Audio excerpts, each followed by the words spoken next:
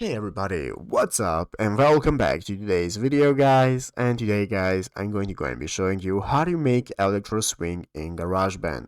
This is a very simple thing to do, so make sure to watch this quick and easy video to the very end, follow my steps correctly so you can make sure that this works the same for you and you can do this yourself.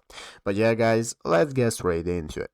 So the first thing you want to do is to go ahead and open up the official GarageBand application on your mobile phone if you're not already. If you do not have the application, just go to the App Store and download it, and after opening it up you'll be greeted by this main page right here, which is the home page where you can find all the instruments you can play. As you can see right here, we have the audio recorder as well, and so on. So guys, let's go ahead and see how we can get started with making electro swing music in GarageBand.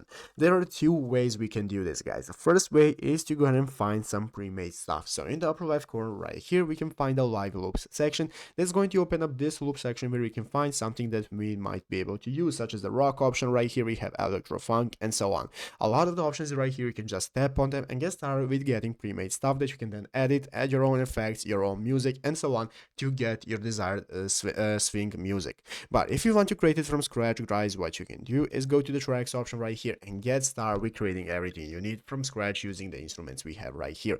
So what you can do guys is find maybe the keyboard if you want to use the keyboard. If not, then you can go ahead and find the guitars right here and get started playing. If you click on more sounds, you can find what kind of guitar you want to play. Let's say hard rock. After that, tapping on the guitar is going to open up this recording menu, where at the top of the screen we will have the big red circle that's going to start the recording process so you can make your tracks. And after that, in the upper left corner right here, we can click on edit mode. That's going to open up this edit mode right here with mixing options to enable us to manage our tracks and get our desired songs so you can get started making your music. But yeah guys, basically that is how you get started. So I hope this video was helpful. If it was, make sure to leave a like, subscribe to the channel. So you guys, thanks for watching, take care, and bye.